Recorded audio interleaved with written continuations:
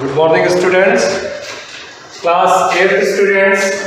इससे पहले क्लास में भी हमने आपको माइक्रो ऑर्गेनिज्म पढ़ाया था और उसको डिफाइन किया था कि माइक्रो ऑर्गेनिज्म क्या होते हैं और उनको हम कैसे देख सकते हैं। उसमें हमने फिर आपको ब्रीफली एक्सप्लेन किया था स्ट्रक्चर, शेप और इन सबके बैक्टीरिया के विषय में। बैक्टीरिया का शेप बताया था, साइज बताया था, largest bacteria, longest bacteria, smallest bacteria, ये सब मैंने आपको बताया था। ठीक है, तो उसके बाद फिर क्या आता है, कुछ बैक्टीरिया मैंने बताया था हमारे लिए यूजफुल होते हैं, कुछ बैक्टीरिया हार्मफुल होते हैं। यूजफुल बैक्टीरिया ऐसा होता है कि कुछ बैक्टीरिया जो ह्यूमन बीइंग को बेनिफिट करते हैं, या some bacteria which are beneficial for human being, that type of bacteria are called useful bacteria. And harmful bacteria क्या होते हैं? Harmful bacteria are those bacteria which causes disease in human beings or other animals. That type of bacteria are called harmful bacteria. Clear है? तो यहाँ पर सबसे पहले हमने एक याद रखी है यूजफुल बैक्टीरिया। तो पहले कुछ बैक्टीरिया हम पढ़ेंगे, ऐसे बैक्टीरिया जो हमें बेनिफिट करते हैं, जो हमारे लिए लाभदायक होते हैं। उन बैक्टीरिया में से कुछ के नाम पढ़ेंगे और उनको एक्सप्लेन करेंगे। उसके बाद फिर हम लोग हार्मफुल बैक्टीरिया को पढ़ेंगे। क्लियर है? तो यूजफुल बैक्टीरिया में सबसे पहले आता है, एक शब्द देखें आप यहाँ बोर्ड पे मैंने लिख रखा बैक्टीरियम।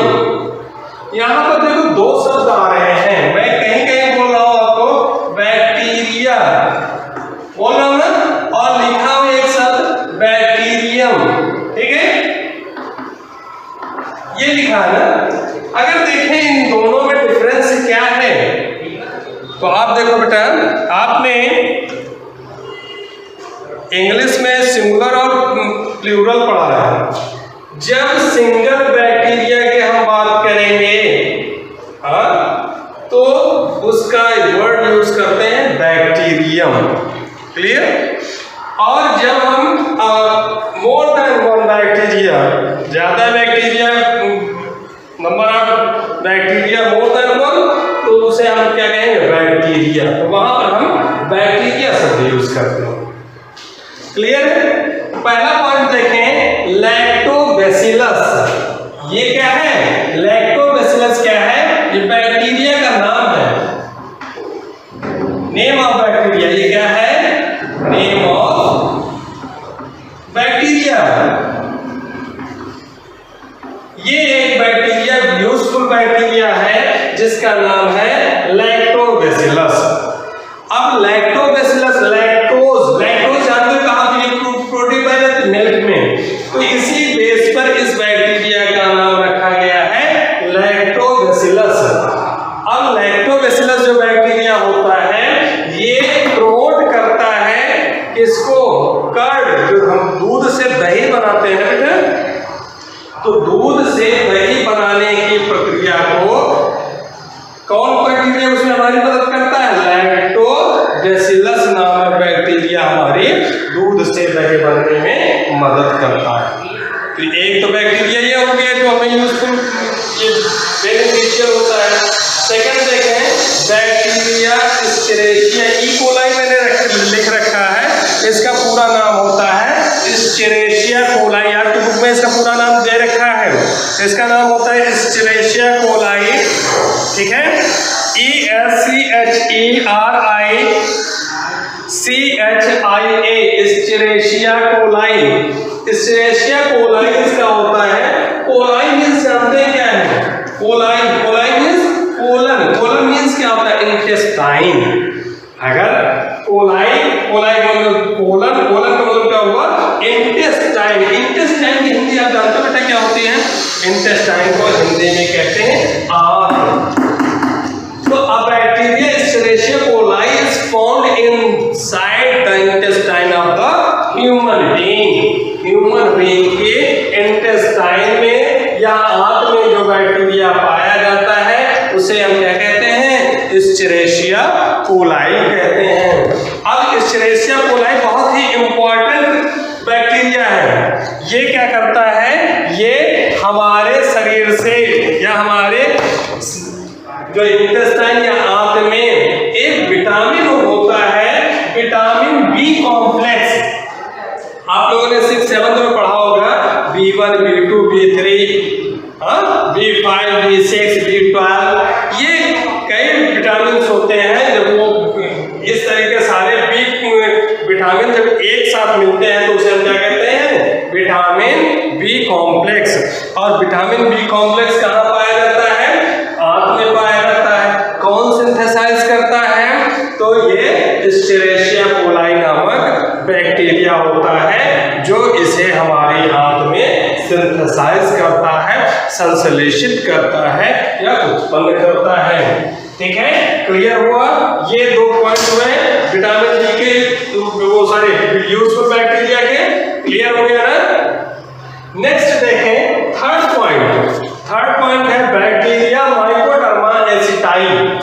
यहाँ पर देखें ये लिखा हुआ है बैक्टीरिया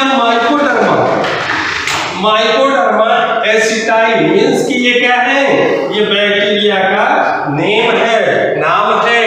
तो बैक्टीरिया माइकोडर्मा एसिटाई जो करता है, ये हेल्प करता है हमें किस चीज को बनाने में? एसिटिक एसिड का सूत्र सब लोग जानते हैं ना? CH3COOH। अब ये एसिड, कुछ तो बच्चे सोच रहे हैं ये एसिटिक एसिड क्या है? अच्छा, यहाँ पर अगर हम कहते हैं वेनिगर जानते हैं? वेनिगर, अरे भाई सिरका तो जानते हो ना, जिसे आप खाते हो। तो सिरका जब हम गन्ने का रस मटके में भरकर रखते हैं तो उसे सिरका में कन्वर्ट करने के लिए कौन सा बैक्टीरिया मदद करता है? माइकोडर्मा एसिटाई नामक बैक्टीरिया होता है जो हमें गन्ने के रस या जामुन के रस को किस में कन्वर्ट करता है? सिरके में कन्वर्ट करता है। क्लियर? समझ में आया? तो अब देखो ये भी तो मदद कर रहा है हमारे, ये सिरका बनाने में मदद कर रहा है, तो इसलिए इसे भी क्या कहेंगे? यूजफुल बैक्टीरिया कहेंगे। क्लियर हुआ? नेक्स्ट वन देखें, पॉइंट नंबर 4। अब जो भी एंटीबायोटिक्स होते हैं, एंटीबायोटिक्स जानते हैं आप लोग क्या होते हैं? भाई जैसे बुखार आ रहा है तो एंटीबायोटिक्स दी जाती है कि जो भी बैक्टीरिया या वायरस हमारे अंदर एक्टिवेट हो गया या किसी प्रकार से हमारी बॉडी को नुकसान पहुंचा रहा, तो ये एंटीबायोटिक्स देकर हम उसे क्या करते हैं? मारते हैं। तो जो चीज उसे किल करते हैं उसे एंटीबायोटिक्स कहते हैं। अब एंटीबायोटिक्स जैसे कुछ बैक्टीरिया होते हैं जो एंटीबायोटिक को बनाने में हमारी मदद करते हैं, तो ऐसे बैक्टीरिया को भी हम यूजफुल कैटेगरी में रखते हैं। जैसे देखें कुछ एंटीबायोटिक्स होते हैं स्ट्रेप्टोमाइसिन। ये है स्ट्रेप्टोमाइसिन। ये स्ट्रेप्टोमाइसिन किसका नाम है? ये एंटीबायोटिक का नाम है। ये स्ट्रेप्टोमाइसिन एंटीबायोटिक है। दूसरी है आयरोमाइसिन। ये क्या है? ये भी एंटीबायोटिक्स हैं। तीसरे देखो यहाँ पर लिख रखे हैं क्लोरोमाइसिन। ये जो एंटीबायोटिक, तीनों एंटीबायोटिक्स हैं, ये तीनों एंटीबायोटिक्स को उत्पन्न करने में हमें बैक्टीरिया की मदद लेनी पड़ती है, तो इसलिए इन्हें हम क्या कहेंगे? यूजफुल बैक्टीरिया कहेंगे। क्लियर है? तो ऐसे और भी बहुत से बैक्टीरिया हैं जो कि हमें मदद करते हैं। ठीक है, तो इस कारण से इन्हें हम क्या कहते हैं? यूजफुल बैक्टीरिया कहते हैं। कुछ ऐसे भी बैक्टीरिया होते हैं जो एनवायरमेंट की अमोनिया को कन्वर्ट करके उसे नाइट्राइट्स और नाइट्रेट्स में कन्वर्ट करते हैं, जो कि पौधों के द्वारा अब्जॉर्ब कर लिया जाता है। अब जब अब्जॉर्ब कर लिया जाता है तो उससे क्या होता है? सॉइल की फर्टिलिटी फर्टिलिटी बढ़ती है। अब सॉइल की फर्टिलिटी बढ़ती है तो इस प्रोसेस को हम क्या कहते हैं? नाइट्रिफिकेशन कहते हैं। ठीक है, तो नाइट्रिफिकेशन में क्या होता है? अमोनिया, इसको एक लाइन में मैं लिख देता हूँ। एक नाइट्रिफिकेशन आप अपने बुक से पढ़िएगा, इन चीजों को ऐसा नहीं कि आप पहले पढ़ा दिए तो घर पे नहीं पढ़ रहे हैं। ठीक है, तो अमोनिया को क्या करते हैं? Ammonia converted into nitrites. Nitrites किसकी सहायता से? नाइट्रोसोमोनास एक बैक्टीरिया होता है, ये क्या करता है? ये नाइट्राइट्स में कन्वर्ट करता है। नाइट्रोसोमोनास।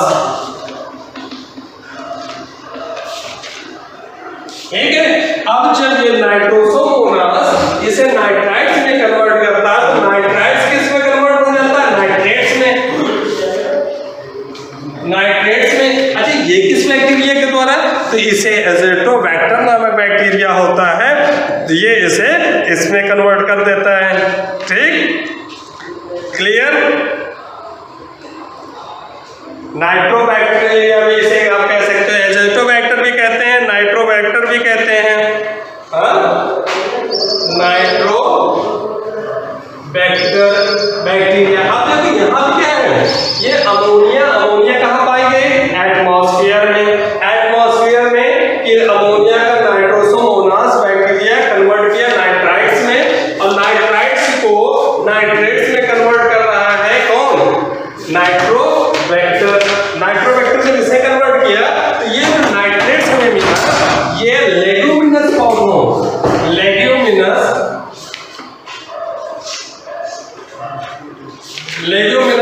प्लांट्स के द्वारा एब्जॉर्ब कर लिया जाता है। लेग्यूमिनस प्लांट्स के द्वारा एब्जॉर्ब कर लिया जाता है। ठीक है, क्या दिख रहा है ना? एब्जॉर्ब कर लेते हैं। अच्छा, अब एब्जॉर्ब कर लिया इनमें, ये एब्जॉर्ब जब कर लिया तो ये बताओ, जब ये एब्जॉर्ब कर लिए तो एब्जॉर्ब करने से इससे क्या होते हैं? एब्जॉर्ब करने के बाद सॉइल की फर्टिलिटी बढ़ जाती है। किसकी? सॉइल की फर्टिलिटी बढ़ जाती है इससे।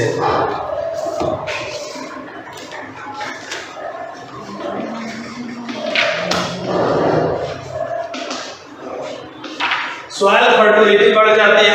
अच्छा, सॉइल फर्टिलिटी बढ़ती है क्यों? लेग्यूमिनस के पौधे ही केवल क्यों इसे एब्जॉर्ब कर पाते? क्योंकि इनके रूट्स में रूट नोड्यूल्स पाए जाते हैं, और रूट नोड्यूल्स में ये वाले बैक्टीरिया प्रेजेंट होते हैं जो इसे कन्वर्ट करते रहते हैं। क्लियर है? ठीक है ना? तो इससे ये एब्जॉर्ब करने के बाद सॉइल की फर्टिलिटी बढ़ा देते हैं। तो इस पूरे इसे हम क्या कहते हैं? नाइट्रिफिकेशन। ठीक है, ये आपकी बुक में हेडिंग पढ़ी हुई, इसको मैंने समझा दिया है, इसको आप कर लीजिएगा। ओके, ठीक है ना? एक आज का वीडियो यहाँ तक रोकते हैं, और इसका डायग्राम भी, नाइट्रिफिकेशन का डायग्राम भी बुक में बना है, उसको आप अपनी कॉपी में ड्रा करेंगे। Okay, thank you.